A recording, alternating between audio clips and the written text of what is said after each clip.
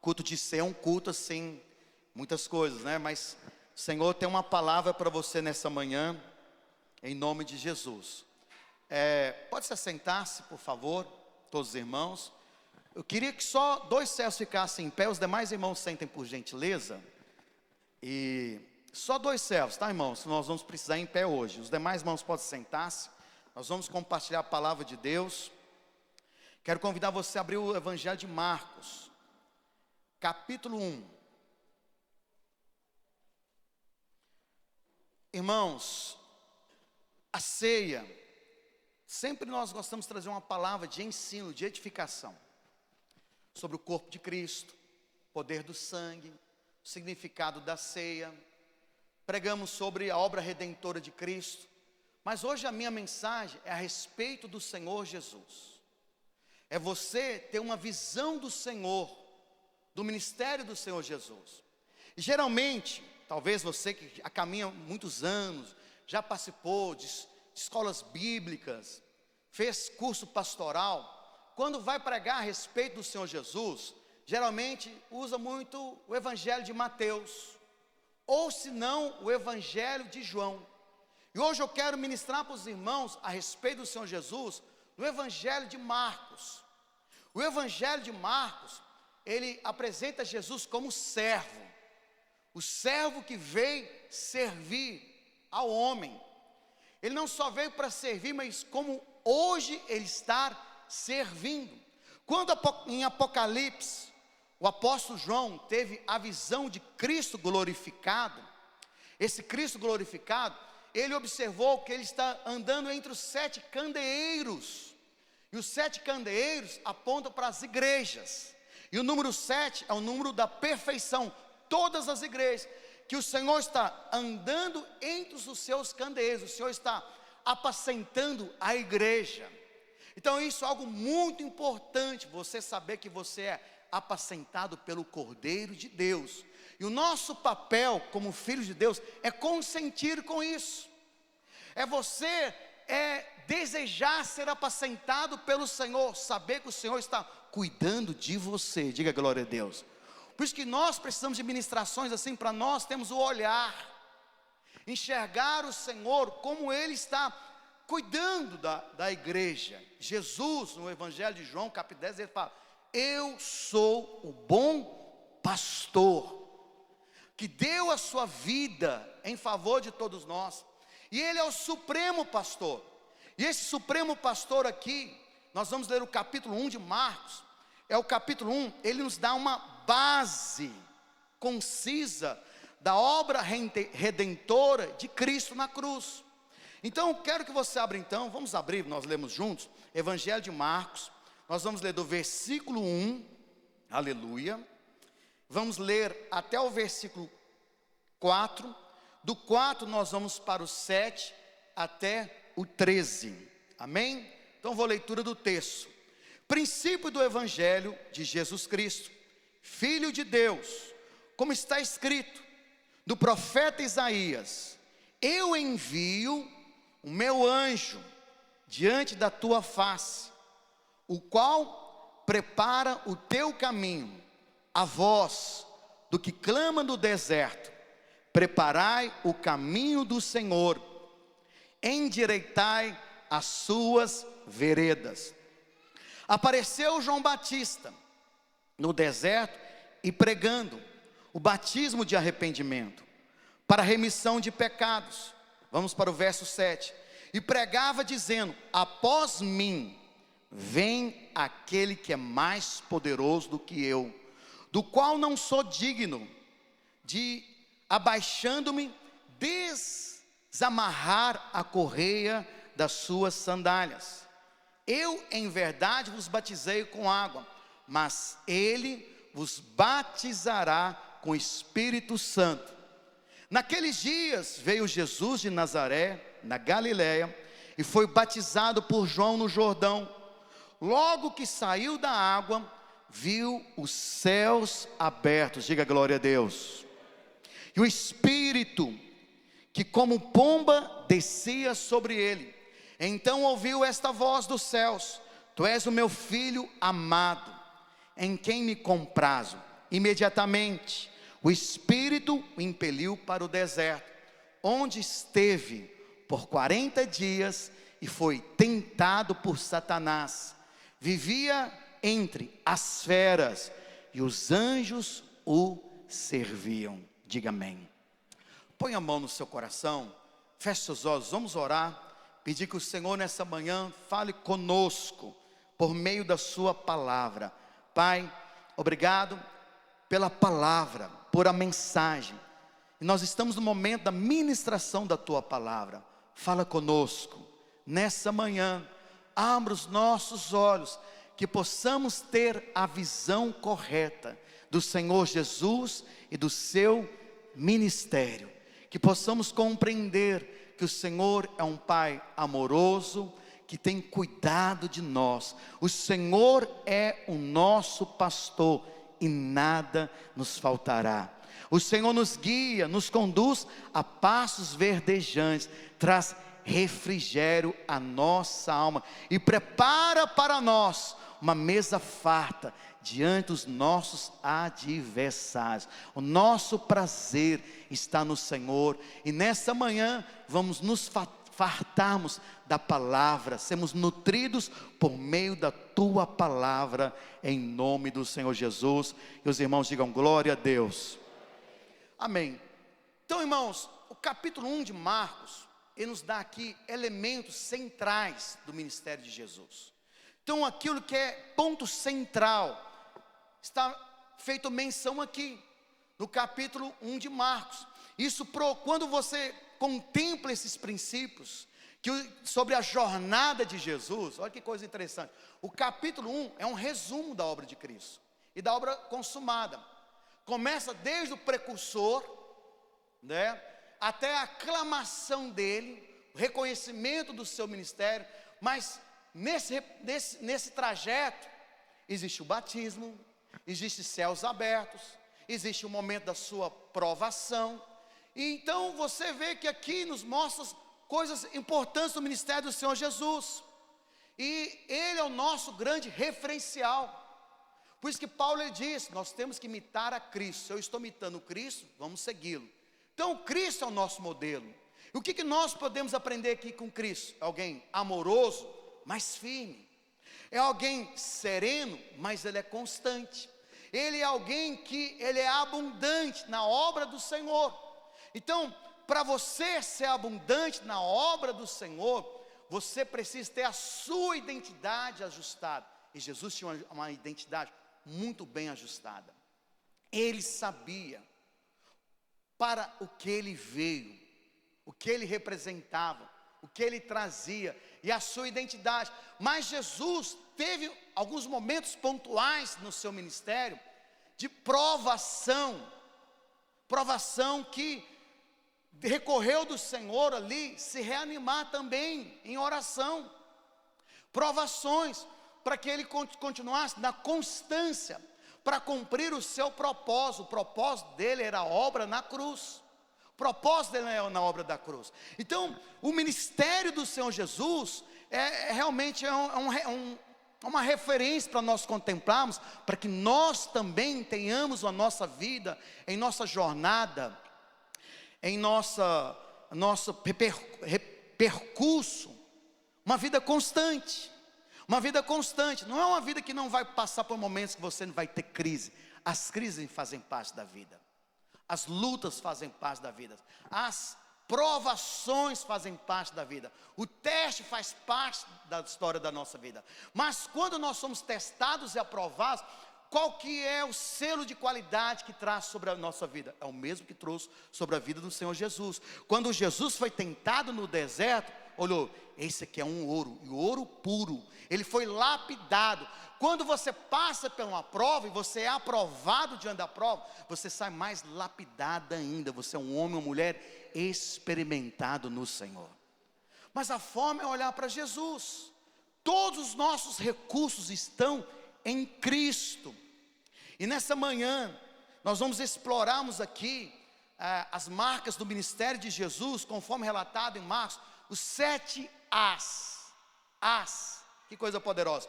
E o primeiro A é anuncio do precursor. Então o capítulo 1, que aqui está nos dando a base do Evangelho de Marcos. O Evangelho de Marcos são 16 capítulos, mas o capítulo 1 é um resumo de tudo que acontece, e isso é algo realmente poderoso, esse resumo. E aqui nós aprendemos coisas preciosas, mas olha o que fala lá o versículo 1 ao 4 novamente: princípio do Evangelho de Jesus Cristo, Filho de Deus, conforme está escrito na profecia de Isaías: eis aí envio diante da tua face o meu mensageiro, o qual preparará o teu caminho. A voz que clama do deserto: preparai o caminho do Senhor, endireitai as suas veredas. Apareceu João Batista no deserto pregando. Então o evangelho aqui de Marcos, ele é anunciado, pré-anunciado, falado através do quê? Do precursor. Antes de Cristo ser entronizado, havia um que era a voz, e esse que era a voz, ele foi profetizado pelo profeta Isaías 700 anos antes da vinda de Cristo. E quando nós lemos o livro de Malaquias capítulo 3, capítulo 4, o último versículo, fala que o Senhor ia produzir uma revolução, um avivamento, através daquele que ia ser um precursor também, seria Elias. Mas quando nós lemos em Hebreus, Elias ali, qual estava referindo? Era João Batista. Ou seja, o espírito de João Batista é um espírito semelhante de Elias. Era alguém muito bem posicionado, e aquele que veio ser uma voz no meio do deserto. O que é o deserto? Deserto é lugar de aridez, sequidão. Então João Batista não era alguém que era um eco vazio, ele não era uma vida realmente também vazia, ele era uma voz. Mas presta atenção, antes que nós ouçamos a voz, primeiro existe o que? A palavra. A palavra. E a palavra, João diz que a palavra é o verbo de Deus. O verbo é Jesus, diga glória a Deus. O verbo é Jesus. Então, esse verbo que é a palavra, nós conhecemos por ver, ler a palavra, tomar a palavra como alimento e por ouvi-lo. Então aqui é um princípio espiritual. João Batista, ele foi essa voz profética, preparando o caminho do Senhor, porque ele conhecia o Senhor, ele tinha um chamado claro do Senhor, ele falava a respeito do Senhor. Irmãos, esse é o nosso ministério, esse é o nosso chamado. O Senhor vai colocar você em ambientes, e você será a voz de Deus naquele lugar. A voz de Deus. Você não é mais uma pessoa como um eco vazio. Você não é vazio. Mas aqui está o princípio. Primeiro nós precisamos conhecer o verbo, que é a palavra. Você precisa ter intimidade com o verbo, que é a palavra, que é Cristo. Se alimentar de Cristo. Quando nós nos alimentamos do Senhor, meu querido, você vai ser essa voz em ambientes que podem ser áridos, ambientes desérticos, lá no ambiente do seu trabalho, um ambiente que você conhece pessoas que estão desesperadas. Você sabe que nós somos a geração com pessoas com depressão, vazios, tristezas, e você é essa voz que traz as boas notícias do Evangelho de Cristo. João foi a voz que trazia a boa notícia. Então, o primeiro A do ministério de Jesus é o anúncio, o precursor. Irmãos, antes de ter qualquer conquista, primeiro tem que resolver os conflitos aqui dentro. E para resolver o conflito, precisa da palavra certa. Palavra certa. Lembra quando o Senhor chegou para Gideão? Gideão estava vivendo um momento de muito conflito, né? O povo de Israel, quando tinha a sua colheita ali, vinham os inimigos, eram os amalequitas, roubavam toda a safra. Era um tempo que o devorador estava roubando tudo, o povo estava perecendo. E Gideão, ele estava escondido, veio o Senhor, se revela a ele, mostrar o seu propósito. Mas de primeiro, o que Gideão mostrou dentro dele? Havia um conflito dentro dele, uma crise de identidade. Porque naquele momento Gideão era alguém vazio. Ele era um eco, cheio de questionamentos no coração, cheio de questões, de dúvidas no coração. E o Senhor, olha para cá, meus irmãos, o Senhor percebendo isso, primeiro o que o Senhor teve que fazer com Gideão? Permitir esvaziar-se dos conflitos e colocar a grandeza de Deus dentro dele. Diga glória a Deus por isso. Irmãos, para o Senhor colocar a grandeza e você sonhar a grandeza, primeiro o conflito precisa ser ajustado. Conflito no ambiente de trabalho, conflitos no casamento, conflitos no ministério. E aí, uma vez que são resolvidos isso, você sobe a escada. Essa escada vai levar você a ter fé. Porque Hebreus diz, lá no capítulo 4, que o povo de Israel não entraram na posse da conquista, porque faltou o quê? A fé na promessa. Muitos deles infamaram a terra. E aqueles que não infamaram a terra, eles aceitaram que pessoas infamassem próximos a ele. Outra chave espiritual. Você não pode infamar a promessa que Deus tem para você, e nem permitir que pessoas próximas a você estejam infamando a promessa, porque se há infamação, não há conquista. Então quando pessoas estão murmurando, reclamando, inflamando, é um eco vazio, o Senhor não pode usá-lo. Então primeiro nós precisamos esvaziar de toda murmuração, toda reclamação. Diga glória a Deus, irmãos. Ambiente é tudo. Observe numa casa, se tem um murmurador, não é só quem murmura que sofre, a família sofre. Então nós temos que estar atentos. Precisamos de fé. E aí, uma vez que tem a fé, a terceira escada, que é a fé que? A fé na palavra, na promessa. João Batista falou: eu sou a voz, estou aqui preparando o caminho do Senhor. Ou seja, o Senhor me chamou para fazer história. Meu irmão, o Senhor chamou você para fazer história nessa cidade. Ontem nós estávamos com os radicais livres, eu estava falando para eles: Deus chamou vocês jovens para fazer história nos fóruns que você está, na sua escola, na faculdade, no ambiente de trabalho, através do núcleo que nós vamos abrir. E esses jovens serão uma voz naquele lugar. Estava conversando com o pastor Ricardo Landim em São Paulo. Durante a semana, a célula de jovens reúne 10 mil jovens. Os núcleos que acontecem na semana, nas escolas e faculdades, em empresa, reúnem mais de 7 mil jovens. São 18 mil jovens que semanalmente estão ouvindo a palavra de Deus. Diga glória a Deus por isso. É um avivamento. Mas por que é um avivamento? Deus tem levantado uma geração que é uma voz. Lá na escola, na faculdade, o Senhor está levantando você na sua casa para ser uma voz. Nós não vamos ecoar conflito. Lembra? Bem-aventurados pacificadores, dos tais é o reino dos céus. Irmãos, adversário nós temos, mas tem gente que não é especialista em levantar adversário. Ele faz inimigos. E por falta de sabedoria, o inimigo que é o pior dele. Pega o nosso antigo presidente.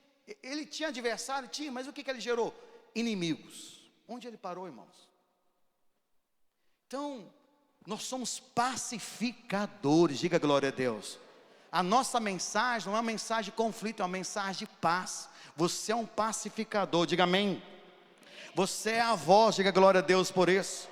Olha o que diz Isaías 40, versículo 3, profeticamente: voz do que clama no deserto, preparai o caminho do Senhor, endireitai o ermo, vereda ao nosso Deus. Diga glória a Deus por isso. Nós estamos endireitando, irmãos, o caminho do Senhor. Você vai chegar em lugar que a coisa está ruim, incredulidade, murmuração, você vai ser aquela voz para planear os caminhos do Senhor. Voz para planear os caminhos do Senhor. Por isso, irmãos, sinta privilegiado o lugar que você tem espaço para falar. Nunca deixe de falar. Quando é dada a você uma oportunidade, fale da parte de Deus. seja uma voz levantada pelo Senhor. Diga glória a Deus por isso. João não era um eco. João, ele era uma voz. Você não é um eco nessa terra, você é uma voz profética nessa terra. Quantos podem aplaudir o Senhor nessa manhã por isso? Aleluia, aleluia. Porque o que nós vamos mostrar para as pessoas? Esse Deus maravilhoso que nós temos, esse grande homem estupendo, amoroso Jesus Cristo, que nos ama, que nos cuida, que realmente, irmãos, que Ele, é a carne, se fez carne humana, é um Deus amoroso, bondoso, que veio nos servir, e na eternidade Ele era servido, Ele veio nos servir, Ele se fez em figura humana. Sabe, uma das coisas que o pastor fala que mais toca Ele, é quando Ele vê um recém-nascido. Ele vê um recém-nascido ali num braço de uma mãe, de um pai, ele fala, isso aqui é conflitante. O nosso Deus é tão humilde que Ele se deixou ser um recém-nascido, a depender totalmente de um pai e de uma mãe. Que amor é esse? Extraordinário. Por isso que lá em Filipenses, vamos abrir, irmãos, capítulo 2, versículo 8, 5 ao 8. Diz assim: tende em vós o mesmo sentimento que houve também em Cristo Jesus, pois Ele, subsistindo em forma de Deus, não julgou como usurpação ser igual a Deus, antes a si mesmo se esvaziou, assumindo a forma de servo, tornando-se em semelhança de homens, reconhecido em figura humana, a si mesmo se humilhou, tornando-se obediente até a morte, e morte de cruz. Diga glória a Deus. Então, quando o Senhor veio na terra, Ele não abraçou o direito dele. Eu sou Deus onipotente, todo-poderoso, e vou me manifestar e revelar assim aos homens. Não, a Bíblia diz que Ele abriu mão disso, abriu mão dessas prerrogativas que era direito dele, esvaziou-se, se fez em figura humana, é homem e Deus, é um homem Deus, era Jesus. Ele era 100% humano, mas Deus também. Mas quando Ele atuava na terra, irmãos, ele dependia do poder do Espírito Santo. Lembra que isso é um mistério que às vezes nós vamos perguntar lá no céu. Não existe um relato da história de Jesus na sua infância. A história dele começa a ser contada a partir dos 30 anos, quando ele recebe o poder do Espírito Santo. A única parte da Bíblia que fala da infância de Jesus é um acontecimento quando ele tinha 12 anos de idade. Mas a Bíblia diz que ele era em tudo submisso aos pais e obediente aos seus pais. Diga glória a Deus por isso. Então você vê a humanidade de Cristo. Cristo foi o homem mais espiritual que passou nessa terra, mas foi o mais humano também. Mais humano também. Muitas pessoas acham que ser espiritual é ser alguém complexo. Não é você ser humano. Você é humano. Você ri, você chora, você se alegra. Você é alguém que tem expressão. A Bíblia fala que o Senhor, Ele riu, o Senhor chorou. Está repleto de expressões do Senhor. Irmãos, a minha esposa chega lá em casa, às vezes eu estou vendo algum filme, alguma coisa, eu estou chorando. Você está chorando por isso? Assim, eu não sou aquele que gosta de ver Rambo, guerra, super-herói. Eu sou uma pessoa que gosta de ver história de romance, aleluia, e choro. Ou seja, eu acho que isso é importante, traz um refrigério para a minha alma, aleluia. São coisas maravilhosas. O filme que eu mais amo é Amor e Preconceito, existe um filme, que é um filme de cor, tem nem beijo, aleluia. Então assim, é maravilhoso você ter. Jesus era humano. As crianças, irmãos, se achegavam a Ele. E ele era totalmente o quê? Acessível às crianças. Jesus, Ele era acessível aos leprosos. Jesus, Ele era acessível aos pecadores. Jesus, Ele era acessível aos políticos corruptos. Que isso, pastor? Sim. Jesus, Ele não faz acepção. Ele não veio para pessoas perfeitas. Ele veio para homens que falham, que erram, que são pecadores e querem ter um Deus que vai servi-lo. Diga glória a Deus por isso. Isso é maravilhoso, ver o cuidado do nosso Senhor. Agora, olha que interessante, que a profecia de Isaías aqui, 40 versículo 3, fala, preparar o caminho do Senhor. A palavra Senhor ali é Iavé, que significa Deus, Senhor. Então Jesus é Iavé. Mas lá, continuando, fala que aquele que está preparando as veredas do caminho de Deus, a palavra Deus ali é Elohim. Então Jesus, ele é Iavé e ele é Elohim. Diga glória a Deus, irmãos. Ele é Deus. Ele é Deus. Uma vez uma pessoa chegou para mim, para minha esposa, e falou assim, olha, eu não acredito como vocês acreditam a respeito de Jesus. Em outras palavras, não reconhecê-lo como Deus, como Senhor. Lamentável. Porque não há outro nome dado entre os homens que importa a qual nós sejamos salvos. O homem somente ele é salvo pela obra redentora de Cristo na cruz. Diga glória a Deus. A Bíblia é uma história de nobres, como Maria, mãe de Jesus, mulher de Deus, santa, como José, o seu pai, foi um grande pai que ensinou. Jesus ele tinha uma profissão. Jesus ele foi carpinteiro. É muito interessante você saber, a partir do nascimento de Jesus, o anjo não fala mais com Maria, agora o anjo fala com José. José foi um grande discipulador na vida do Senhor Jesus. Mas eles são homens que tiveram a sua história, como nós estamos tendo a nossa história. Mas Jesus, ele é o Senhor, que reina pelos séculos dos séculos. Diga glória a Deus por isso. Então ele veio como servo, aquele que é Iavé, aquele que é Elohim. O seu verdadeiro ministério é nos servir. Diga amém, meus irmãos. Agora, o que é interessante? Como que eu posso observar os olhos do Senhor, saber qual que é o verdadeiro teste do ministério? Meu irmão, para você saber se o seu ministério, ele é verdadeiro, ele é genuíno, existe a forma de você avaliar.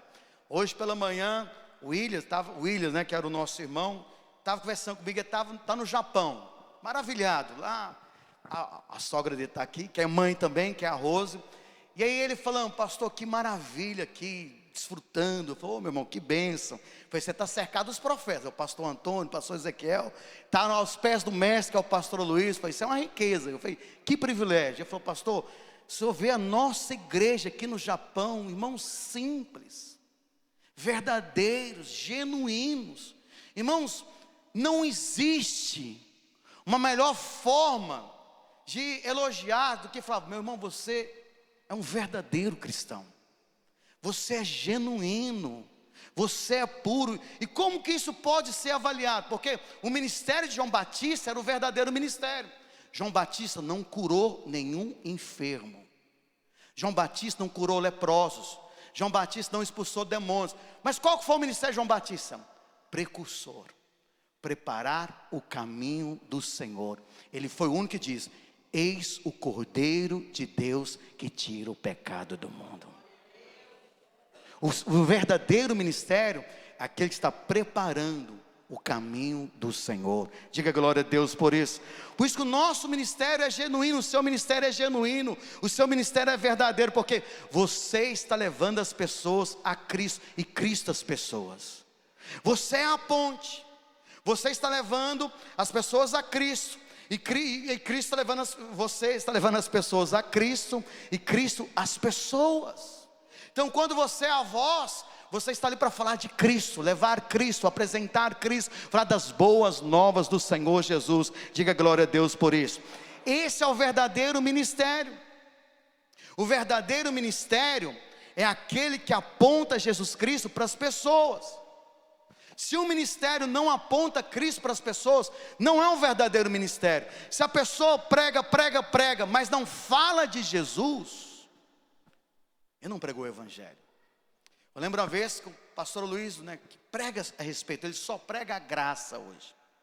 E ele conta que uma vez ele foi induzido a fazer uma pregação sobre o mundo aí, a questão socialismo, comunismo, né, enfim. E foi uma explanação, que ele é uma pessoa muito inteligente. Irmãos, acabou o culto. Muitas pessoas procuraram, pastor, que aula, que aquilo, que aquilo. O Espírito o advertiu. As pessoas estão falando bem de você, mas você não falou o meu nome hoje. Ele foi advertido pelo Espírito Santo. Falou, nunca mais eu subo no púlpito para pregar outra mensagem que não seja cristocêntrica. Nós somos o povo de uma mensagem, Jesus. Nós louvamos Jesus, nós exaltamos Jesus, nós enaltecemos o nome do Senhor Jesus. Diga glória a Deus por isso. Isso é maravilhoso. Então, a voz que diz aos homens para olhar para o homem divino. Aquele que a voz, você fala, irmãos, há um pai que te ama, que cuida de você. Nós somos servos de Jesus. Nós somos conservos do Senhor e estamos apresentando o Senhor, que é o servo Jeová. É o servo Elohim que está servindo. Cristo está servindo a igreja. Diga glória a Deus por isso. E esse é o Filho amado. Diga amém por isso. É o segundo A. Eu vou pregar só os A's que eu vou conseguir aqui. Aleluia, meus irmãos. Depois lá na célula você vai ter acesso aos 7 A's. Segundo A, aprovação do Pai. Marcos capítulo 1, versículo 10 e 11. Olha o que diz. Logo ao sair da água, viu céus rasgarem-se, e o Espírito descendo como pomba sobre ele. Então ouviu uma voz dos céus: Tu és o meu filho amado, em ti me comprazo. Então essa expressão aqui, em ti me comprazo, traduzida, o Antigo Testamento foi escrito no hebraico, o Novo Testamento no grego. No grego, a palavra que em ti me comprazo seria a mesma forma de falar assim: em ti está toda minha alegria, o meu deleite, o meu prazer, a minha satisfação está em você. Irmãos, imagina, você é preenchido por esse grande amor do Pai, e você ouve audivelmente. Jesus ouviu audivelmente. As testemunhas que lá estavam ouviram audivelmente: esse é o meu filho que eu tenho toda alegria, toda satisfação, todo deleite, todo prazer. Depois que você é fortalecido nessa identidade, você está preparado para enfrentar qualquer teste, qualquer prova. Irmãos, existem provas, elas são inevitáveis, são fatalidades que acontecem. Agora tem gente que ela é especialista, fala, eu não tenho nenhum problema, deixa eu procurar um problema. Ele procura um problema. Então vamos dar um exemplo, está na reunião, sabe que a pessoa está insatisfeita. Em vez dele conduzir a reunião, fala, não, estou tão em paz, está tão tranquilo o ambiente, fala aí que você tem que falar. E a pessoa vomita tudo. Ele falou, não tinha problema, né? Resolvi ter um problema.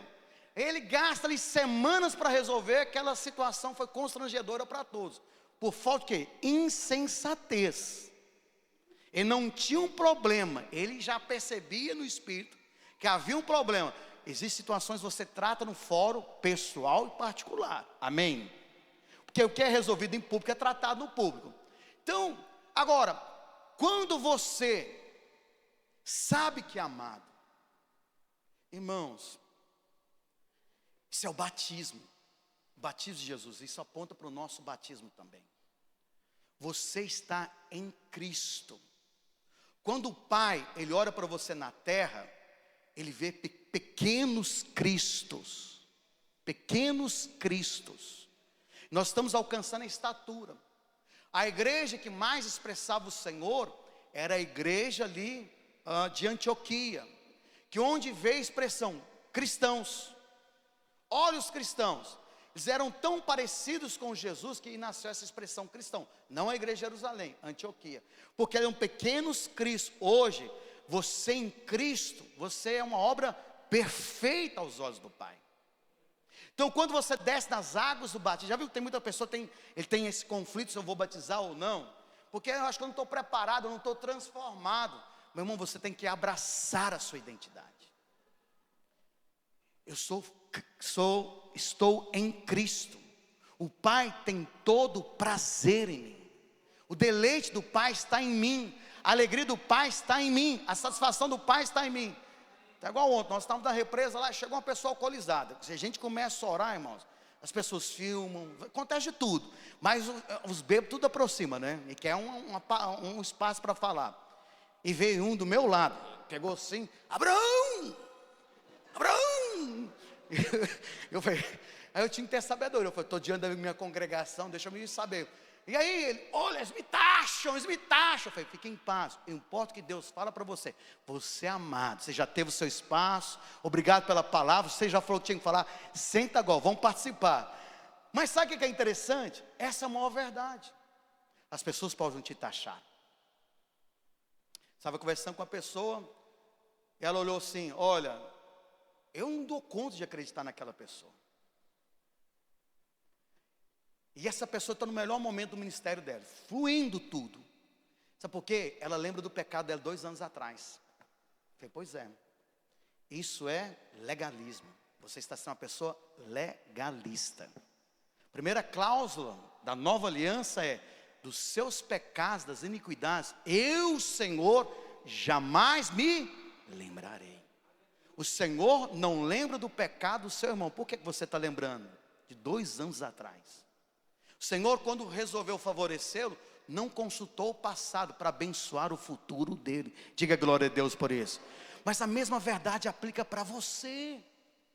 A você fala, sou tão imperfeito, tem tantas imperfeições, tantas falhas eu tenho, pastor. Não olha para você, em nenhum momento olha para você. Se você for uma pessoa de introspecção, você não vai ter fé.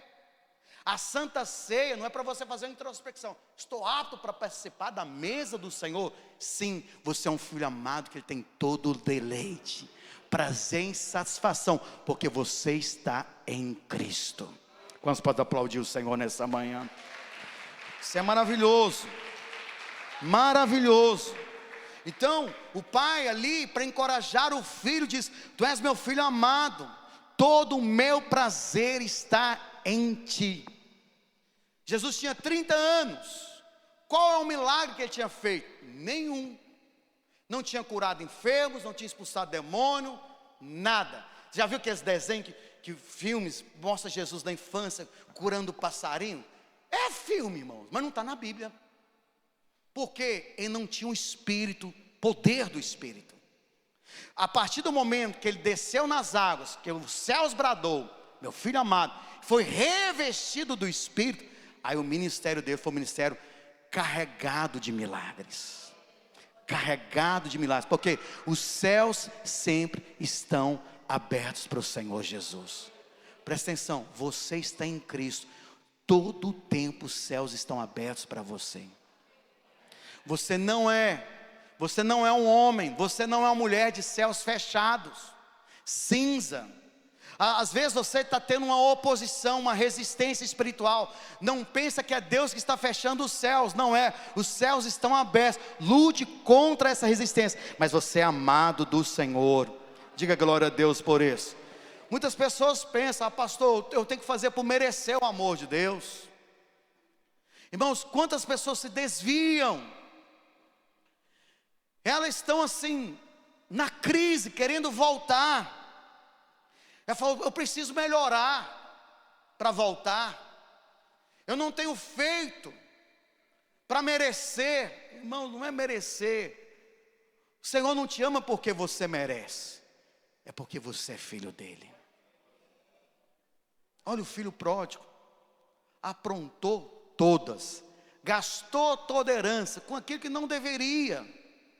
Foi irresponsável, extremamente irresponsável.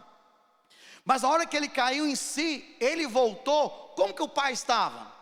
Braços abertos. Preparou uma grande festa. Deu uma nova roupa. Aquele filho chegou como um maltrapilho, sujo, rasgado, ferido, castigado por esse mundo tenebroso. Foi banhado pela água da palavra. Foi dado uma nova veste sacerdotal. Foi colocado o anel da aliança. E foi preparado um novilho, uma festa extraordinária. Diga glória a Deus por isso. Porque o pai ama.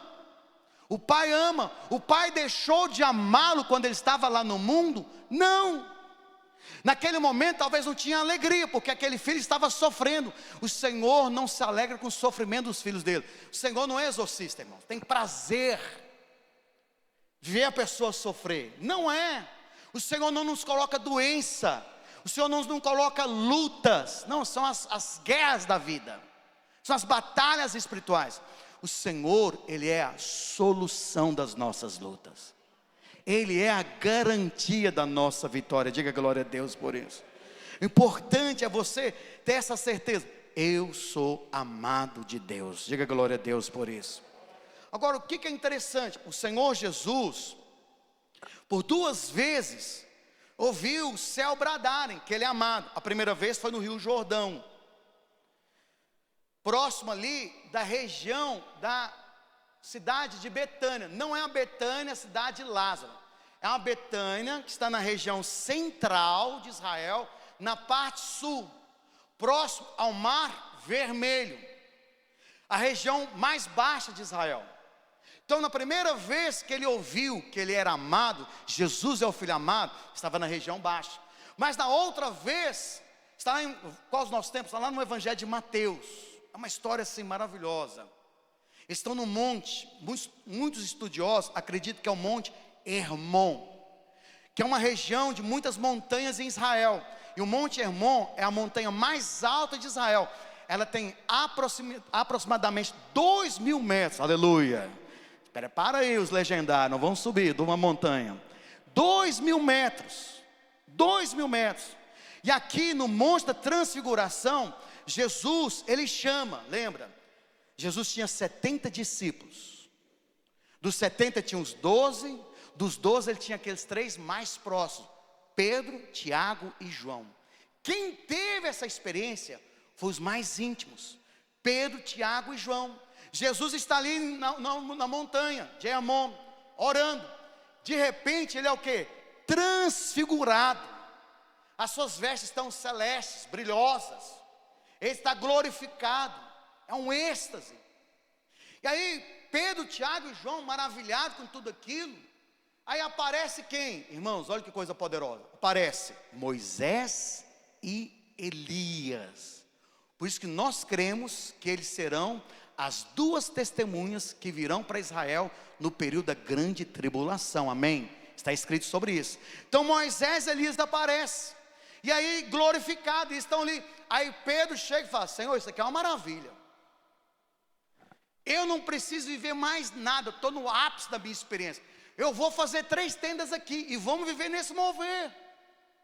Aí os céus bradam pela segunda vez.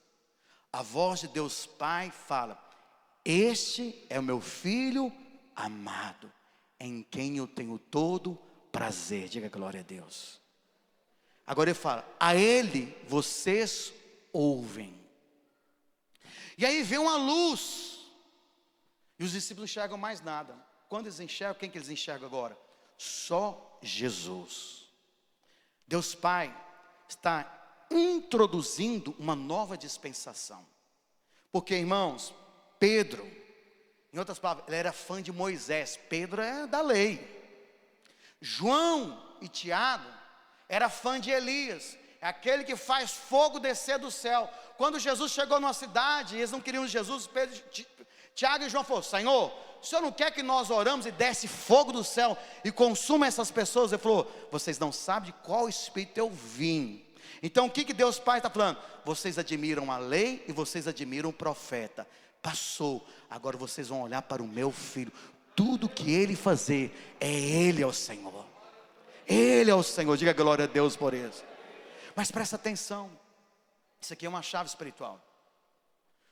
Do norte, que é na montanha de Hermon, ao sul, nas regiões centrais, no Mar Vermelho, do norte ao sul, os céus bradam: Jesus é o Filho amado. De ponta a ponta dessa terra, os céus falam: Jesus é o Filho amado do Senhor. Porque você está em Cristo, meu irmão. De ponta a ponta nessa terra, onde o Senhor colocar você, você vai ter a certeza: eu sou filho amado do Senhor. Nos momentos mais altos da sua vida, você vai lembrar: eu sou filho amado do Senhor. Mas nos momentos baixos da pressão, eu sou filho amado do Senhor também.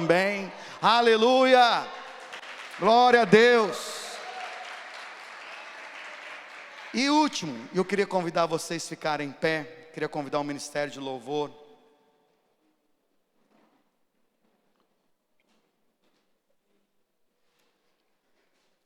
Nós vamos cantar Senhor e Rei. Os servos também podem se posicionarem. Ação do Espírito. O que é a ação do Espírito? Irmãos, olha para cá. Presta atenção. Jesus, olha para cá. Jesus, até os 30 anos, Lucas capítulo 2, versículo 51 e 52, diz que ele crescia em sabedoria e graça, mas não em demonstração de poder, não tinha milagres. Mas quando agora aos 30 anos ele é batizado nas águas, os céus estão abertos. Agora Jesus, servindo aos homens frágeis, que falham, que pecam, que erram, ele não só serve você com a mensagem da graça. A mensagem da graça, ela é muito importante, ela é libertadora. Estava quinta-feira com os pastores. O pastor Marcelo Sato, que é um homem muito admirável, homem de Deus, santo, homem de oração. Ele falou: Marcelo, imagina essa mensagem da graça, se nós tivéssemos a compreensão, a profundidade dela há 20 anos atrás, como que a gente já está voando mais desde lá atrás? Porque o que a graça dá a você? Liberdade para servir a Deus. A condenação cessa, a culpa cessa. A graça, ela não é vã.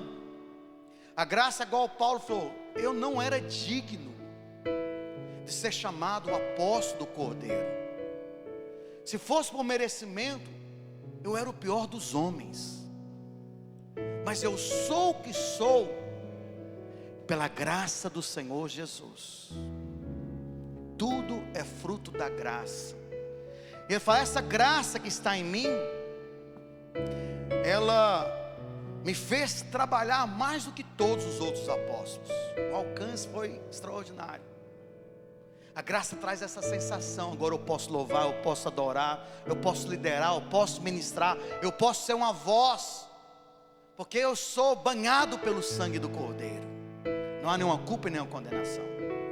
Mas a graça não tira a aflição do jugo, da enfermidade, da opressão, da possessão.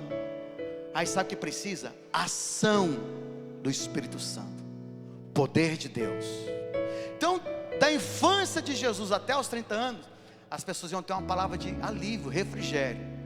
Mas depois que o céu se abriu, ele foi cheio do Espírito, os milagres começaram a acontecer. O evangelho de Mateus, que é o evangelho voltado para os judeus, fala muito das leis judaicas, da cultura judaica. O evangelho de Marcos, que apresenta Jesus como servo, não apresenta a lei. A lei não veio para nós que somos gentios, a lei veio para os judeus. O evangelho de Marcos não tem a lei, não está preocupado em apresentar a cultura judaica.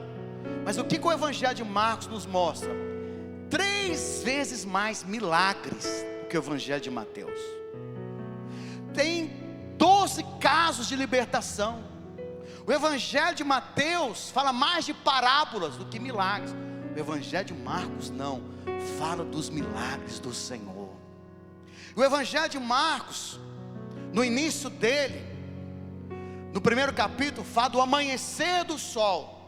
E no último capítulo 16 fala do pôr do sol. Pastor, o que isso não aponta para a minha vida? Jesus é aquele que entra na sua vida, da sua escuridão, e faz o sol amanhecer. E no último momento da sua vida nessa terra que você respirar, ainda você vai ver o pôr do sol. Ele é a estrela da manhã, ele é o sol ao meio-dia. Ele ilumina as nossas trevas. Ele é a luz do seu caminho, Ele é a luz do mundo, é a luz que nos conduz à esperança. Eu vou só fazer menção dos outros A. O quarto A é a prova. Ele saiu aprovado. Lá no deserto, o diabo não queria nada com Jesus no deserto. A Bíblia fala que quem levou ele para o deserto foi o Espírito Santo. O Espírito Santo queria mostrar: esse é meu filho, pode testá-lo. Você vai ver, ele é perfeito.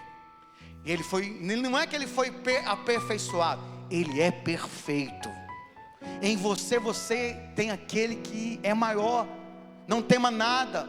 Maior aquele que está em você do que aquele que está no mundo, porque aquele que está em você é o Cristo que é perfeito. E quando você depende dele, tudo na sua vida vai ser perfeito. Diga glória a Deus por isso. Quinto princípio, estou mencionando apenas, aleluia, os animais o reconheciam.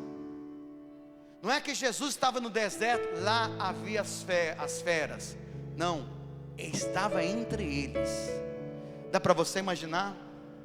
Aquele que tem a capacidade de colocar as mãos sobre os animais que não são domésticos, os animais ferozes, o peixe Jesus, a serpente, a cobra, o leão, reconhece. É aquele que a tempestade reconhece, aquele que o peixe que na boca dele tem a moeda reconhece. Ele é o Senhor. E olha que é interessante, esse Senhor, quando ele chega nos céus, as suas cicatrizes não são cicatrizes dos animais ferozes. Os animais ferozes o respeitavam. A cicatriz que o Senhor carrega lá no céu são as marcas dos homens que traíram, chicote, furaram as suas mãos.